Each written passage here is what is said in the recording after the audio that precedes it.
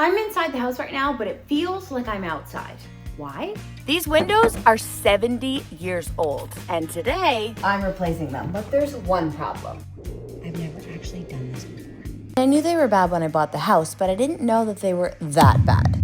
And it's because I'm actually building this. I've never actually built anything like that before, so I'm not sure if fixing these windows is going to fix the problem or if I've just opened up a larger problem. Let's figure it out. So there's only one way to find out if there's any rot or things that I need to address before putting in the new windows. That usually means it'll only get worse. Now I'm sure there is a much easier way to get these old windows out. So if you've done this before and you want to help some sweet little old lady who's replacing her windows all by herself, let me know in the comments because that will save a lot of time. There's no screws, there's nothing on the sills. The only screw that I can see is the nails that are right here. That's why I'm doing it this way. Normally, replacing windows would be pretty straightforward, but because of what I'm building on the inside, this actually matters a lot more than it should. If this isn't done right, it's going to mess up everything I plan to build afterwards. Safety gloves, so that I'm safe. We're gonna try and take this 6-foot window out. It's bigger than me. Here goes nothing.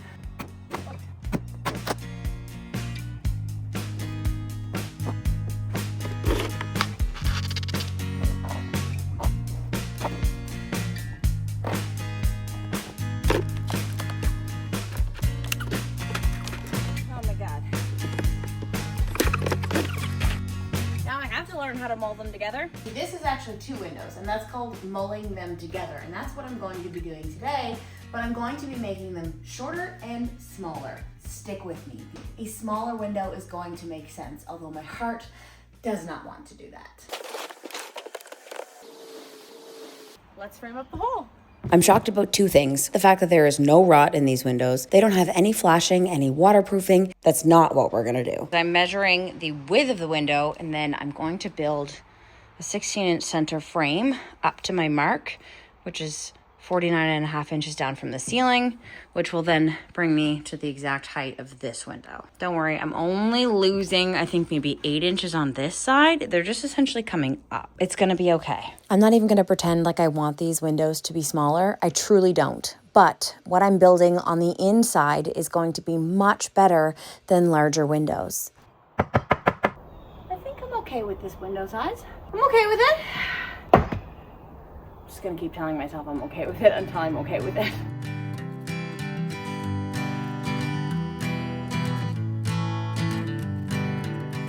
So this is in the height of it. I'm fine with it. Totally fine with it.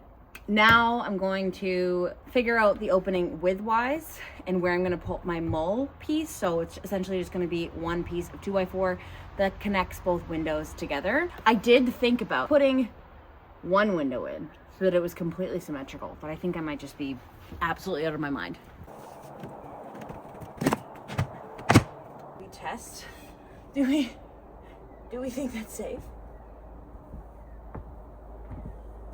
Couldn't even sneeze. I'm definitely gonna do 2. Do you wanna know the easy part now that I'm thinking about it is actually the windows? The hardest part is I've never installed cedar shingles. Vinyl is so much easier, less organic, I know. Vinyl's so much easier. So that's another thing we have to figure out how to do today. And you're coming with me.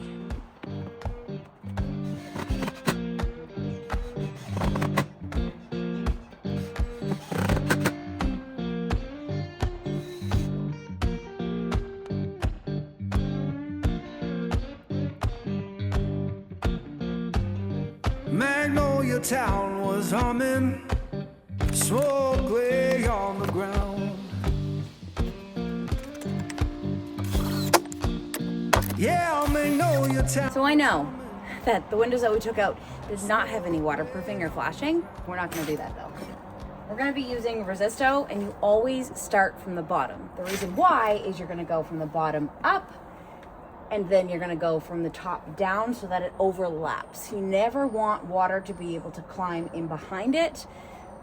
99.9% chance it's not going to, but you always wanna work bottom up. That way you can overlap everything the right way. Get yourself a second pair of hands if you've got it.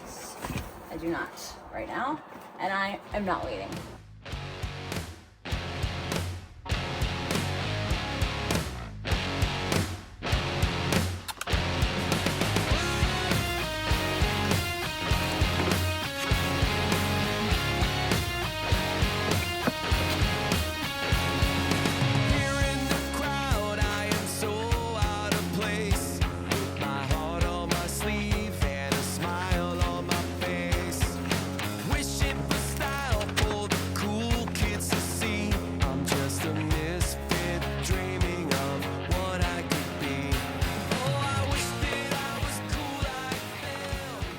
One thing I will never claim to be is a flashing artist.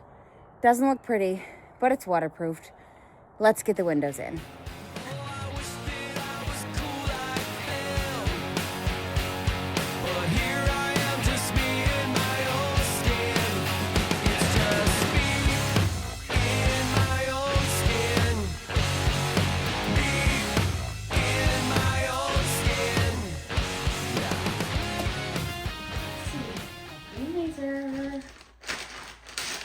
Lines up. Oh my gosh, my measurements are bang on. Yes. Oh, I'm good.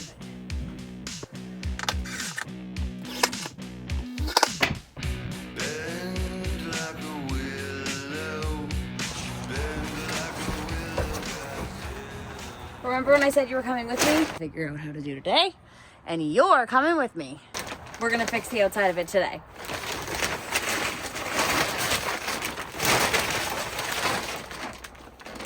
This is roofing paper, but I thought because it's made for the roof, it's definitely okay to be on the walls.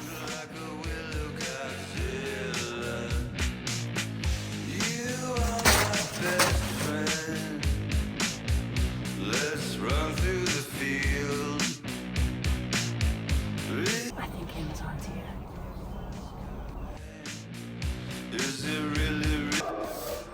Yep.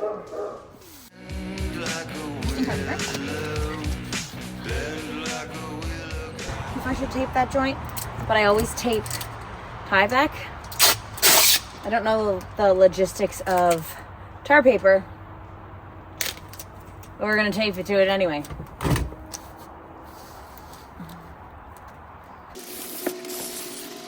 A little tuck and tuck.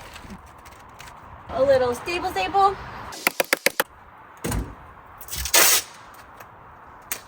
And a little tape. Radiator out back, because of what I'm building in behind the window, that had to be removed. We're gonna get these on first. I've got shingles, my nails, my hammer, and most importantly, my laser level. And I'm just seeing that it looks like they double them up. So that's what we're gonna do. How hard can it be?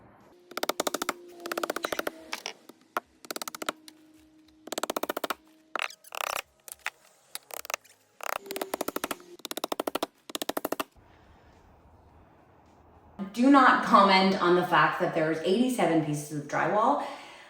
The truck is in town, which is an hour away. I have an SUV. It just wasn't worth it. I had enough drywall to make pieces.